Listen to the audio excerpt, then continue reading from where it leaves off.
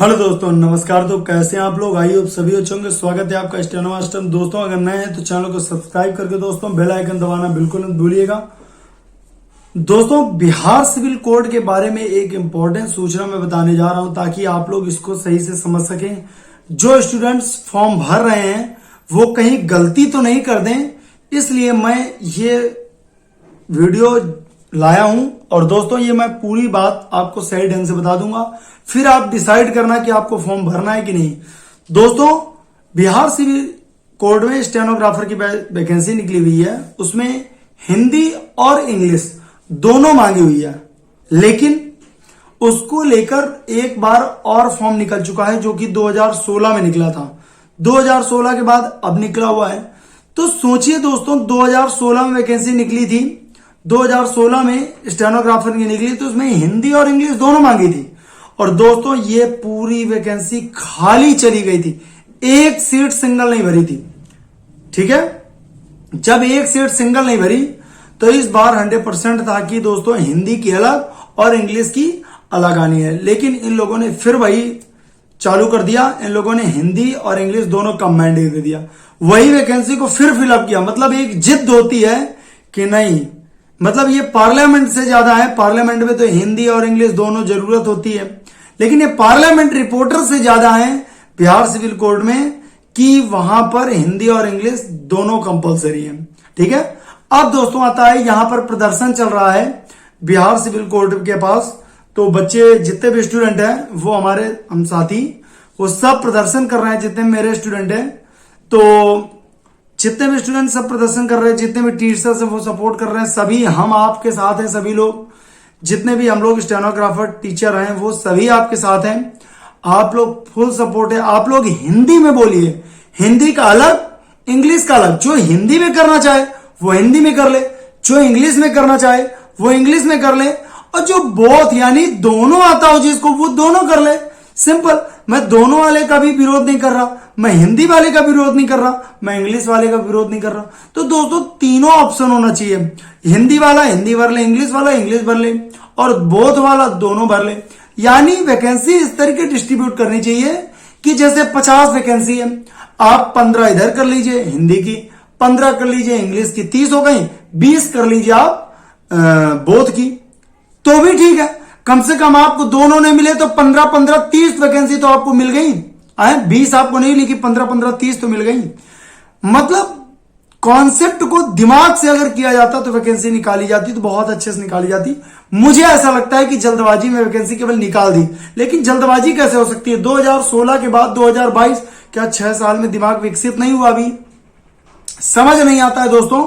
लेकिन मैं यही कहूंगा, अब मैं बात बताता हूं आप लोगों को कि जो फॉर्म भरने जा रहे हैं तो फॉर्म क्या करें। अगर दोस्तों उसमें बोथ का ऑप्शन आ रहा है, ठीक है, और हिंदी इंग्लिश का अलग अलग नहीं आ रहा है, ठीक है, तो आप फॉर्म जरूर भरना। कोई भी चीज में आ रहा हो, हिंदी आ रहा हो, इंग्लिश आ रहा हो, लेकिन ये फॉर्म आप जरूर भर देना। चाहे बोथ मांगा हो, चाहे हिंदी मांगा हो, चाहे इंग्लिश मांगा हो, कुछ भी मांगे आप भर देना फॉर्म।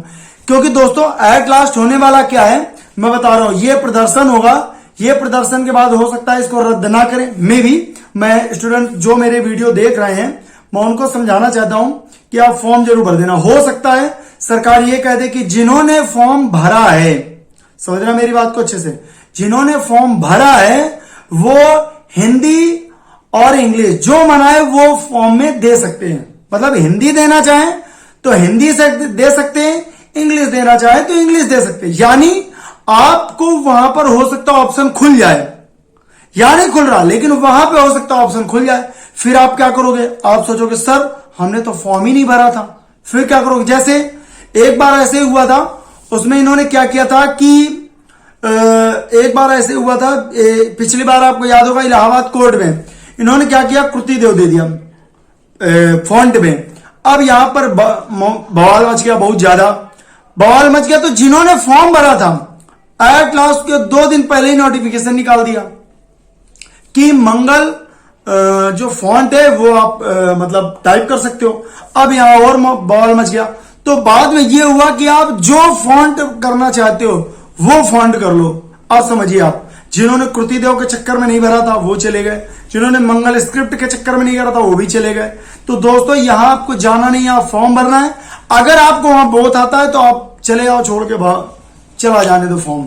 लेकिन अगर आपकी सरकार बात सुन लेती है तो आप ये नहीं कह सकते कि फॉर्म जो है उसमें दिक्कत आई है। मतलब अगर हिंदी या इंग्लिश अलग अलग कर देते तो भी आपके ऑप्शन तो खुला रहेगा कि आप बचे हो, वरना आप बहुत बुरा फंस जाओगे। ठीक है, मेरी बात आई होप आपको समझ में आ रही होगी।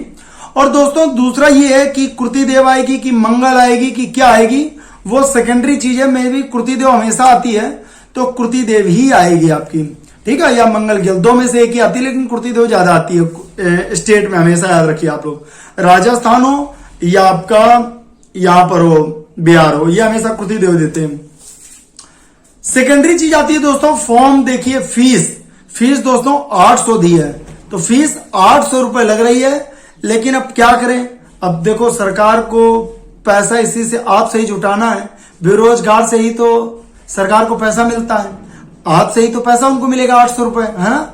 उसी से तो उनका तिजोरी आजकल आप ही लोगों से तो भर रहे हैं, क्योंकि जनसंख्या बेरोजगार की बढ़ रही है ना। तो उसी से तो फंड जुटाना है उनको, तो इसलिए 800 रुपए।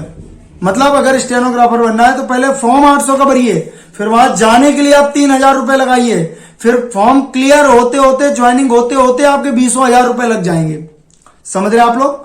तो ये फॉर्म आपको भरना है, क्योंकि मुझे प्रदर्शन से ऐसा लगता है कि आप लोग अगर सब बिहार के स्टेनोग्राफर एकजुट हो जाएंगे, ठीक है, और कायदे से प्रदर्शन करेंगे, तो मे भी ऐसा मुझे प्रतीत होता है कि अगर आप अपनी जोर पे आ जाएंगे तो मे भी इनको झुकना ही पड़ेगा। और जितने बिहार के टीचर से मेरा अनुरोध है कि आप लोग जरूर सपोर्ट करिए। ऑनलाइन पे मेरा पूरा सपोर्ट रहेगा सभी बिहार वासियों के साथ, ठीक है। तो आप लोग सभी लोग फॉर्म जरूर भरिएगा, छोड़िएगा मत फॉर्म को। हो सकता है 800 रुपए के चक्कर में आप ना भरें, या सोचे कि 800 है, मान लो बोथ आ गया तो क्या होगा, है ना। तो हिंदी आएगा कि इंग्लिश आएगा, अगर इंग्लिश आएगा, इंग्लिश तो मे भी पूरा नहीं कर देंगे, हिंदी उनको करना ही पड़ेगा। तो हिंदी और देखिए बोथ में आपको हिंदी जरूर देना पड़ेगा और इंग्लिश जरूर देना पड़ेगा। यानी ये नहीं कह सकते केवल इंग्लिश की ही निकाल देंगे, ऐसा हो ही नहीं सकता, और हिंदी की निकाल देंगे, ऐसा भी नहीं हो सकता, उनको दोनों निकालनी पड़ेगी। तो 50 वैकेंसी मान लो, देखिए 1,500 है, लेकिन मेरे हिसाब से अगर 50 वैकेंसी भी निकाली, मैंने एग्जाम्पल के तौर पे 50 वैकेंसी भी, तो 15 इसमें कर दे, 15 इसमें कर दे, 20 उसमें कर दे, क्या जाता है। आपकी बोथ में आपकी 20 हो गई, 15-15 दोनों की हो गई।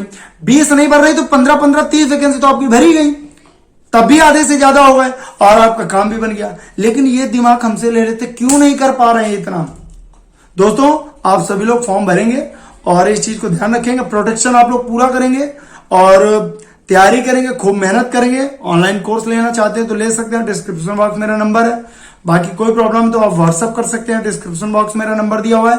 टेलीग्राम आप लोग ज्यादा से ज्यादा ज्वाइन करेंगे, टेलीग्राम डिस्क्रिप्शन बॉक्स में दिया हुआ है, लिंक आप लोग ज्वाइन कर लेंगे, या फिर सर्च कर सकते हैं टेलीग्राम में स्टेनो मास्टर बाय वैभव शुक्ला, तो आप वहां जाकर ज्वाइन करें। नए हैं तो चैनल को सब्सक्राइब कर लेंगे और जोरदार प्रदर्शन करेंगे, ताकि हिंदी वाले और इंग्लिश वाले दोनों की विजयी हो। मिलते हैं नए वीडियो के साथ, तब तक के लिए